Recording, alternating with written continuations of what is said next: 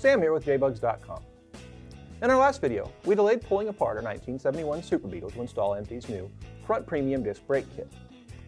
Now with it installed, we'll get to work at the rear of the car and install a premium disc brake kit there to match. The MP Premium rear disc brake kit comes with directional cross-drilled and slotted, silver zinc plated brake rotors, premium brake pads, parking brake equipped brake calipers, caliper brackets, hardware and seals, brake hoses, and parking brake cables.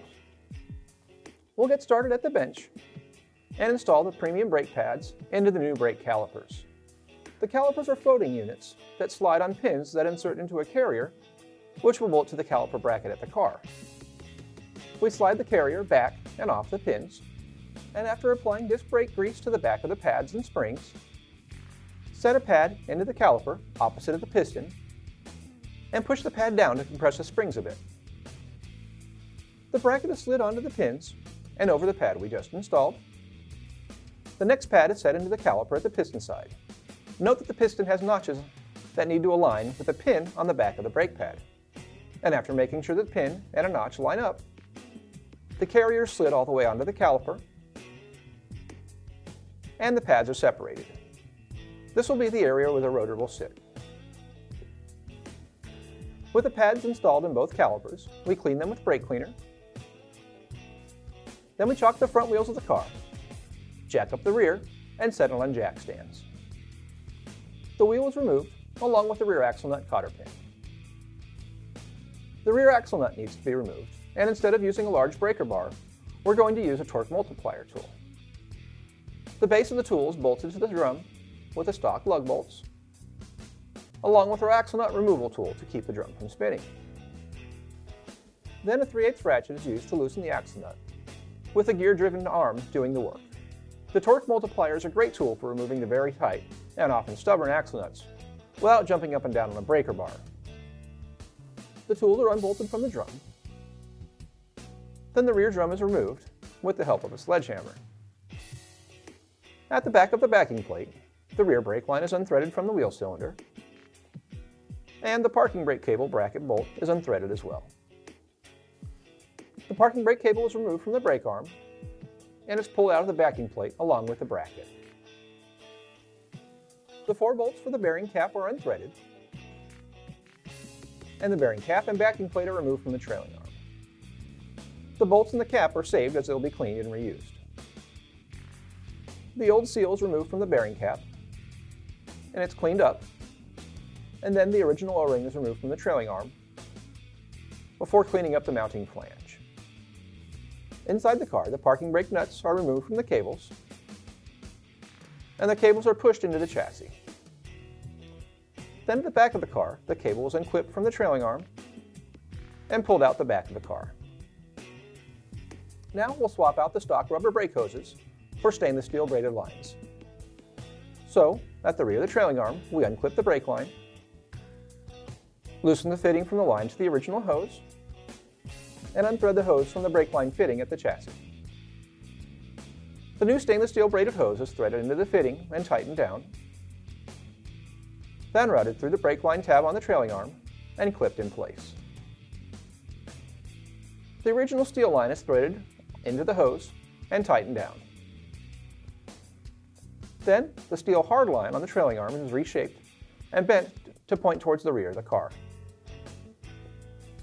Now we install a new O-ring on the axle flange, follow it with the brake caliper bracket, and, after a new axle seal is installed in the bearing cap, it is packed with grease and set onto the flange. Both the left and right caliper brackets are the same and installed with the caliper flange at the rear and offset towards the chassis. The bearing cap is bolted on using the original bolts, and we make sure that the lip for the axle seal is not pinched by the axle spacer. Next, the rear rotor is slid onto the axle, followed by an included axle spacer, and the rear axle net is threaded on and tightened down, but not fully torqued yet. A caliper is slid over the brake rotor, and we check the spacing at the caliper and bracket. The caliper assembly installs between the bracket and the rotor. With the bolts installed temporarily, we can see that the caliper is hitting the rotor. This isn't uncommon as over time the spacers wear down. The factory spacer on this side was worn, which could be part of the reason why our drum was tough to take off. To remedy our spacing issue, we'll just swap the new axle spacer with the original spacer. This was necessary on this side of the car, but not the other. So we pull off the caliper, the axle nut, the new spacer, the rotor, the bearing cap, the caliper bracket, and finally the original axle spacer. The spacer is very difficult to remove, again indicating that it is worn. The axle spacer that we had installed at the outside is slid on against the bearing, and after making sure the O-ring is in place, the bracket and bearing cap are reinstalled and bolted on. The rotor is slid onto the axle and the original axle spacer from the inside is slid on, and followed by the axle nut, which is tightened down but not torqued. Now we can retest fit the caliper and see now that with the caliper slid over the rotor, there is a small gap between the bracket and the caliper.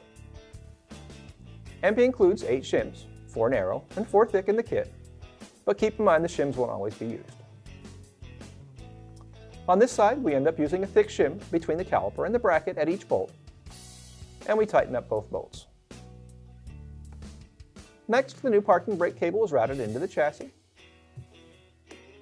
and inside the car, one brake handle clip is removed. The pivot pin is pushed out, and the handle is lifted up and out of the chassis. The parking brake cable is pulled up and out of the tunnel, but we don't hook it up until both cables are pulled through. At the brake caliper, the cable is routed over the trailing arm and through the brake caliper. The ball end of the cable is routed around and into the parking brake lever on the caliper, with the spring on the back side of the lever. Then the cable housing is slid into the caliper and held in place with a circlip. As we've installed stainless steel brake hoses at the front and rear suspension points, we'll swap out the included rubber hoses from the kit with more stainless steel hoses. Anytime you install stainless steel hoses on a brake system, all of the flexible hoses should be swapped out for the stainless steel braided units. The new hose is threaded into the caliper and tightened down. The other end of the hose is attached to the stock steel line of the trailing arm, and the fittings are all tightened down. We bolt up our axle removal tool and the torque multiplier to the rotor and torque down the axle nut. The tools are removed and a cotter pin is installed into the axle nut and bent over. The pads and rotors are sprayed with brake cleaner and wiped clean. 14mm wheel studs are threaded in after applying medium thread locker, and we bolt on a 914 gloss black and polished 15.5-inch wheel with chrome-plated Porsche lug nuts.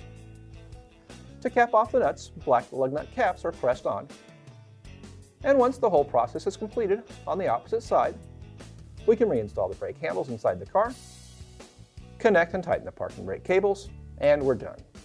Well, almost. As we now have 4-wheel disc brakes, we have to swap out our master cylinder for a large bore unit, and then bleed the brakes, but that will be in an upcoming video though. Thanks for watching. Make sure to hit the like button below and subscribe to our channel if you haven't already. Say hello or let us know if you have any questions in the comments below. And when you need parts for your vintage Volkswagen, head over to jbugs.com.